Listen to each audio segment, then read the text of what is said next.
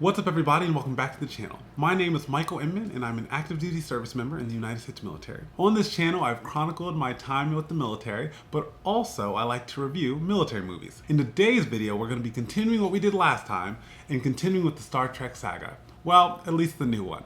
So, today I'm going to be sharing my notes on the second movie of the trilogy. Star Trek Into Darkness was released in 2013. Overall, is it worth your time? I mean, I'm definitely going to readjust this in the last bullet point because I can kind of see where I'm going and I can see what the last bullet point is. But bottom line up front, because this is the military, right? So what's the bluff? The bottom line up front. I would say it's a pretty good movie. I would say it's like a fun time.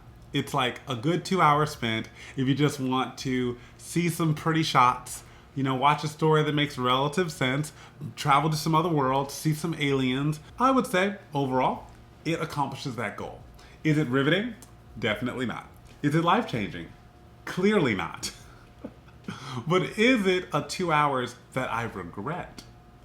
No, it is not. So thus, all in all, if you're looking for something to watch in your free time, feel free to watch Star Trek Into Darkness. The first point I had was, I'm sorry, did I never see this? I don't know if you guys have seen this series or this trilogy, or you're like me and you're like, I thought I did, but maybe I only saw the first one. That's wild. Just know I never saw this movie. I think I saw clips, and those clips may have just been from the trailer, if I'm being honest with you. So, first bullet point was, I don't think I ever saw this.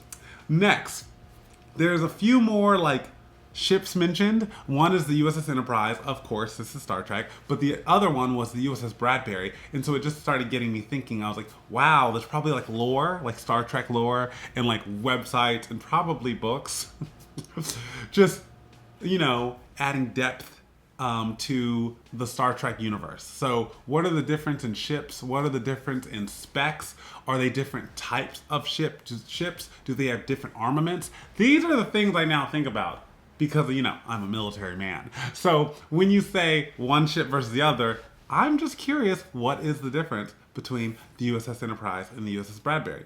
Something I wrote as a follow-on to the review from the last Star Trek movie, how I said everything is Navy. Because if you didn't know, and if you didn't watch my review of the original Star Trek film that started this trilogy, in short, this is not Space Force language.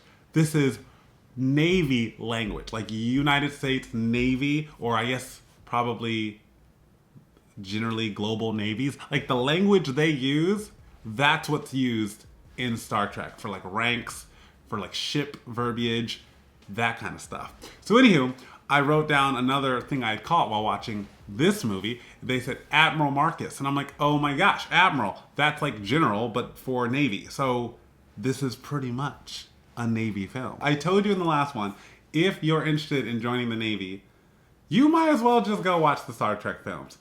Is that a reach? Yes. Should it be at the top of your list? No.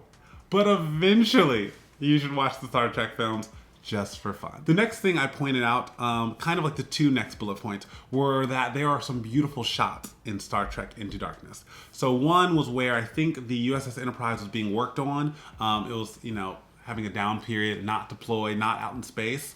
And there were just planes or helicopters flying to the shipyard where it's being, you know, fixed. And it was just a beautiful shot because it gave you the scale of the ship, but it also just showed you the buzz of how you keep ships and vessels alive, right? Like they're either out at sea or they're being worked on by this humongous, you know, team of professionals and technicians, because it's really big and there's a lot of parts and levels and floors and a lot of things need to go right to create a fully functional vessel or ship. That shot made me think of that fact. The next thing I thought while watching the film was that the new uniform is completely atrocious. I don't even think they keep it in future films. No spoilers, which is ironic because this is a movie review video. But I do think they kind of tweak it for the next movie, if my memory serves me right. But at least for the second movie in this trilogy, oh, these uniforms are just grody. Not it. There's weird diamonds going on. Just, I don't endorse. Somewhere in the film, because of the storyline, which is a perfect point to tell you what the heck the film's about. In short, Benedict Cumberbatch, aka Doctor Strange, but not in this film, just the actor Benedict Cumberbatch, is playing a character who is bad, who wants to wake his crew, his former crew up, who are in cryopods. So first he steals his crew, his former crew. He lives a very long time compared to humans. So he's probably been in prison, or maybe just, let's say in prison or in cryosleep himself. Don't remember. And I promise you I watched the film recently. Don't recall. But he was arrested, his crew was kept asleep, but he was woke up from cryosleep for some reason to be exploited, I think. And then he created a plan while being exploited to be like, you know what, I'm gonna break away, or run away. I'm going to steal my former crew. I'm going to hide them in missile containers. I'm going to get them onto a Star Trek fleet vessel. Get them away from headquarters, so get that ship deployed.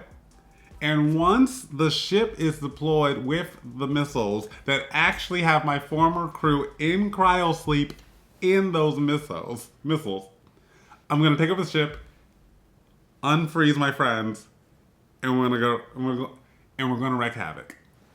That is the plot. That is actually the goal of the antagonist in the film. You of course can watch the film and see how the antagonist is defeated by the end. So that's generally the plot.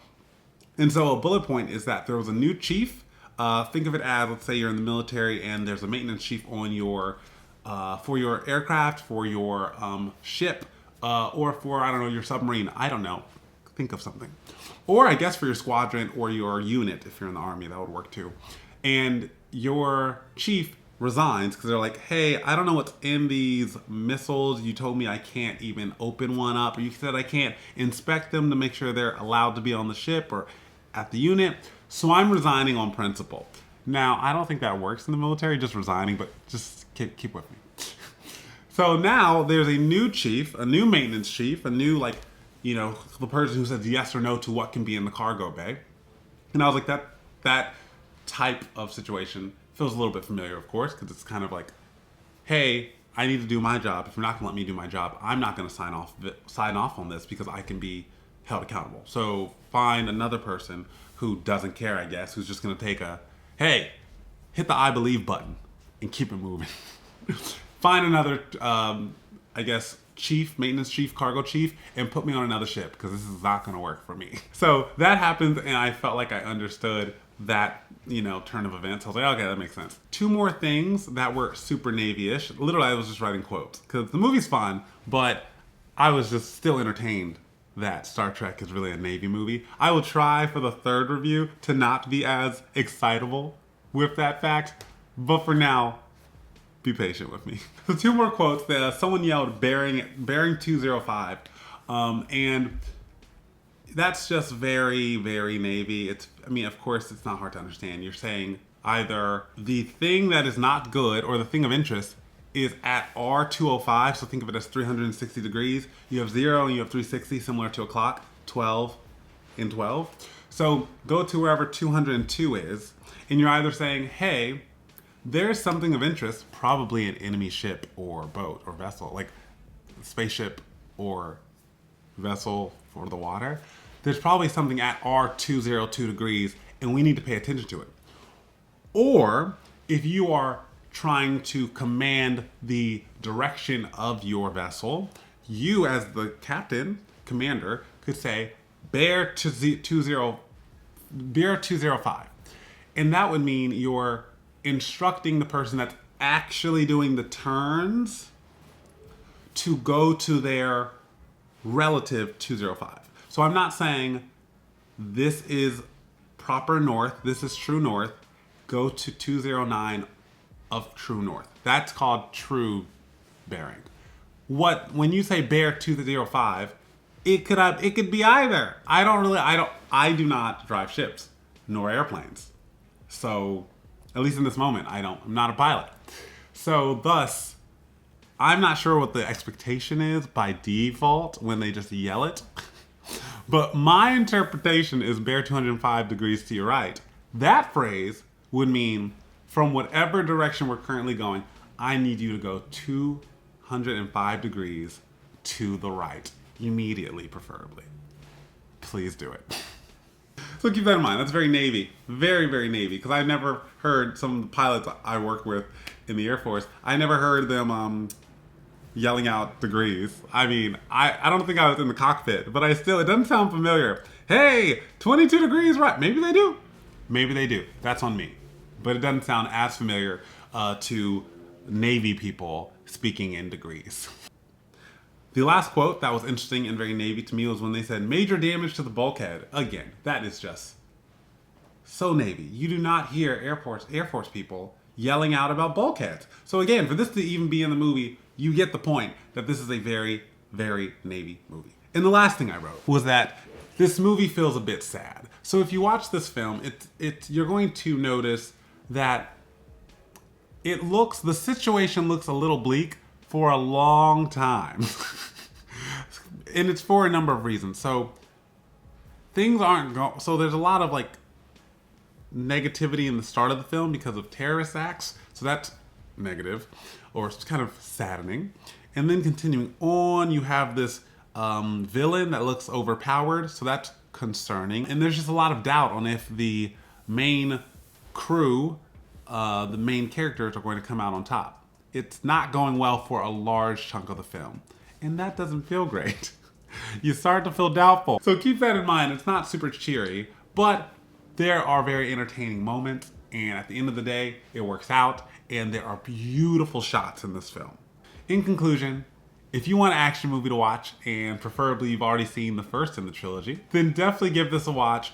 And more importantly, if you are Navy focused and you want a fun film to watch or a fun trilogy to watch, give it a watch. Everyone else, put it on the back burner unless you just want something colorful to keep you entertained for 2 hours. Thank you guys for spending some of your time with me today. I hope you had a great day, or that you are going to have a great day. I look forward to seeing you again. Drop whatever thoughts, questions, or concerns you have in the comments below. And if you want to see my face, make sure to stay tuned via Instagram at Michael A. Inman _. Until next time, see you later.